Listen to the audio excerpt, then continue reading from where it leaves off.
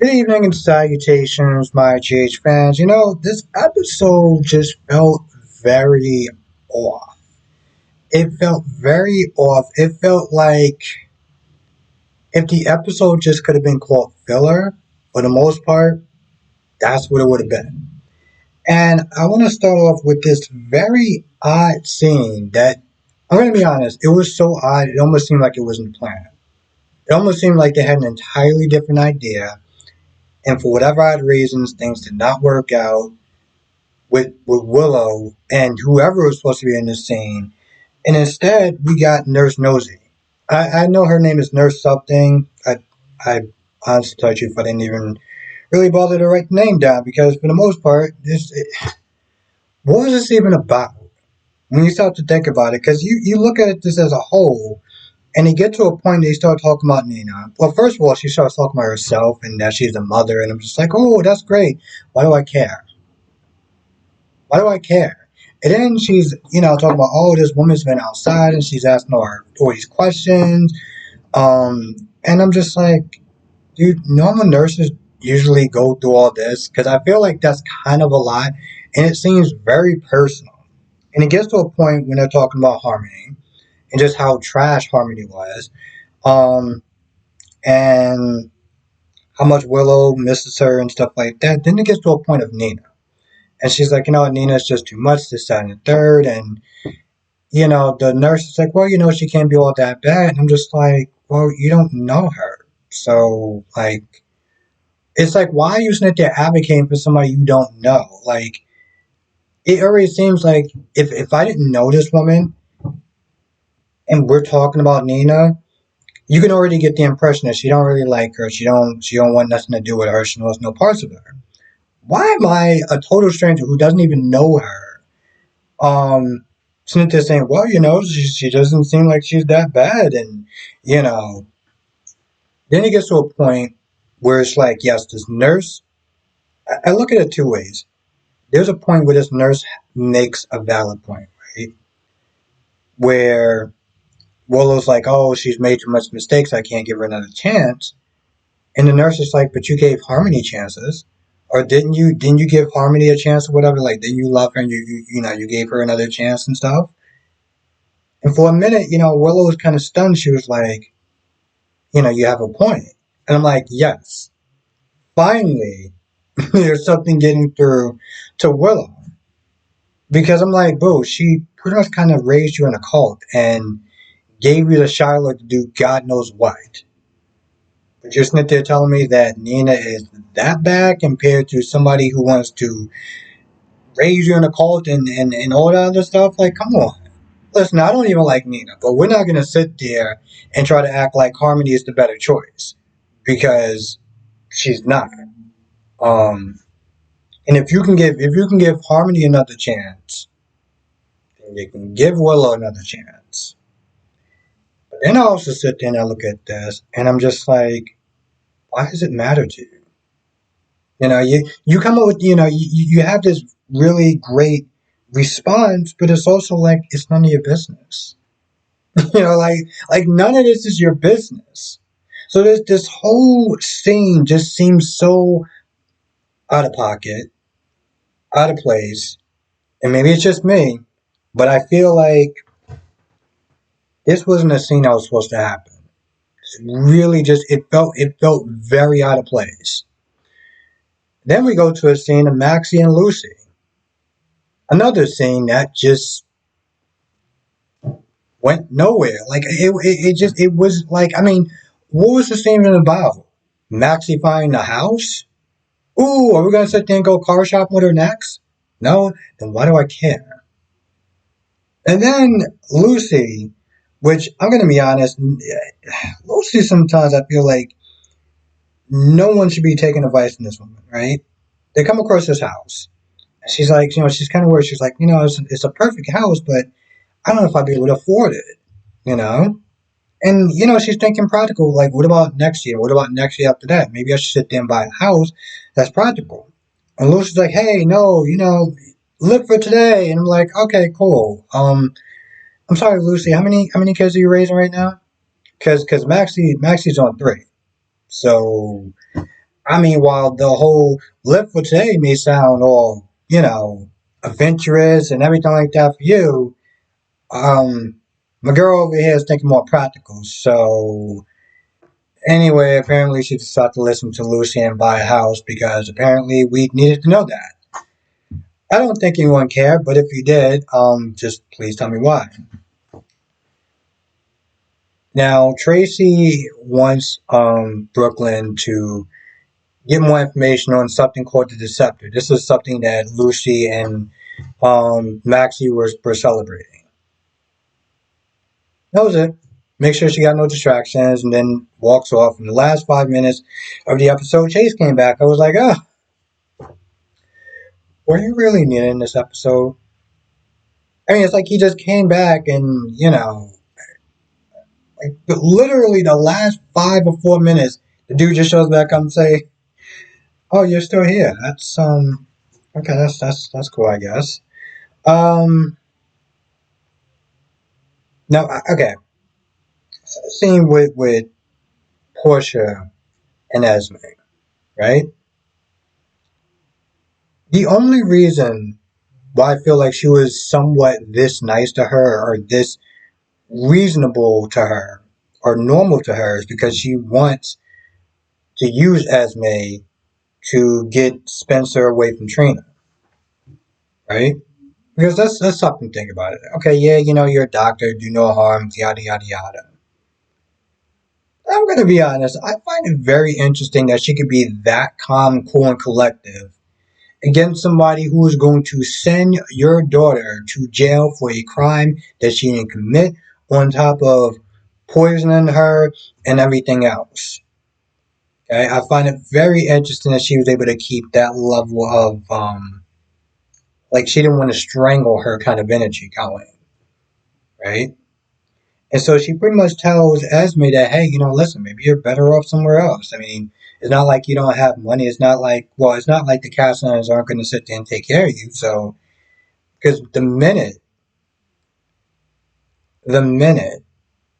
that she said that, well, if I leave, Spencer's going to sit there and follow me no matter where I go, that's just like, okay, cool, I got the perfect idea. And she tells her to think about it, which I'm pretty sure Esme is on contract, so I doubt she's going to be going anywhere. And I know, contracts aren't what they used to be, but I'm pretty sure she's not going to be going anywhere. Just guessing. I'll guess it. So you got that going on. You got Laura that wants to go to Russia to Chechnya to look for Nicholas. And she just talks and talks and talks because apparently she thinks that she's going to get a lot of pushback from Kevin. Kevin's like, no, you should go. And I go with you. So they get a guide. They get Yuri. I already knew it was most likely Yuri because they already got Valentine. Um, they're gonna get Yuri. That'd be cool. We'll see some interesting scenes with him. I know he was doing this whole dating thing with Terry, which we haven't seen in a while. I have no idea what's going on with her story or with her character. It's kind of a shame. They never actually really gave her a story. It really didn't. It's like she was with the other dude, then the actor left, then they hooked her up with Yuri, and then they just kind of said, so yeah. Um, Zeke and Jordan wound up hooking up. That was it. um, I mean, she did, talk about her stupid mistake that she made um, with Curtis as far as kissing him and everything like that. To get to know each other, get talking and stuff like that. And then towards the end, well, we know what happened. Um, but she, when the pool guy, bartender, whatever it was cleaning up, like the cups and stuff, he saw her wedding ring in that cup. And I'm sitting there thinking, I'm like, bro, I mean, I know that you're a commissioner, you're not exactly living on Poor Street or anything like that, but you could have just sold it. And so just like, oh, I'm gonna come on, that ring wasn't like chump change, and she practically just said, I don't need it. It's like, I get you don't need it, but I feel like that's a waste of funds right there.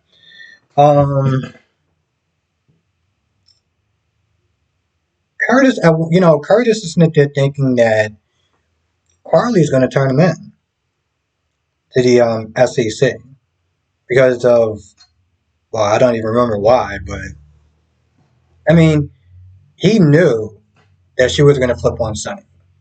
So, and then towards the end, he was like, he wants to talk to some people about moving up the date. He did talk about how he missed a lot with his family and his daughter and stuff. So it makes me wonder, is Drew going to turn on Carly? If so, Nina's plan is working to get those two to turn against each other. Of course, we all know when this does blow up in her face, and well, well, one is just going to be hilarious, and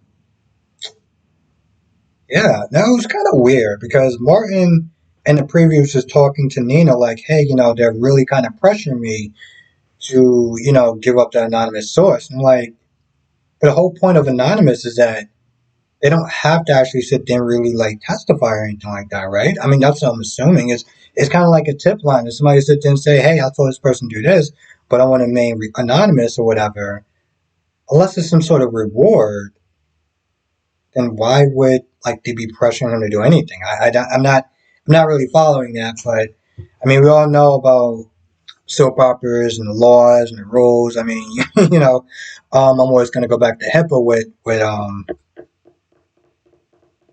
with GH. Listen, I'm never dropping that. I am never dropping that because it seemed like it was one of those things where it's like it was so much of a bad scene that even Diane was like, you can't pressure her into doing this. This literally violates HIPAA. It was like I felt like it broke the fourth wall. Like that's how bad that scene was. So I don't know. I feel like that's pretty much about. Let me just double check. Yeah, I feel like that's about it.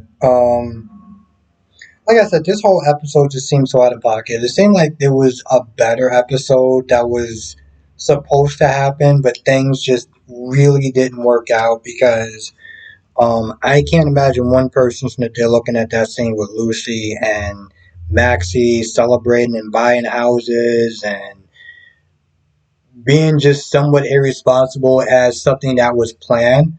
Um, I mean, I believe the Jordan and Zeke scene was meant to happen.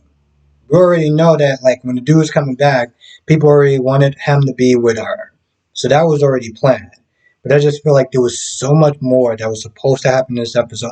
I mean, it feels like it was polar opposite from what happened yesterday. Yesterday's episode was actually pretty good. I mean, I agreed with certain characters that I never thought I would agree with. I mean, it was, kind of a one-off thing, but and then today you got out-of-pocket scenes where you got Willow and what I like to call, Nurse Nosy sent there asking, well, why don't you want to be with your mom? I mean, you were with the other woman and, you gave her a chance. I'm just like, and this is your business. How? None of it made sense. So I feel like there might have been a better episode in the works. And for some odd reason, this is the one that we had. So anyway, I feel like there's more to this episode. I don't think that most of it is probably that important.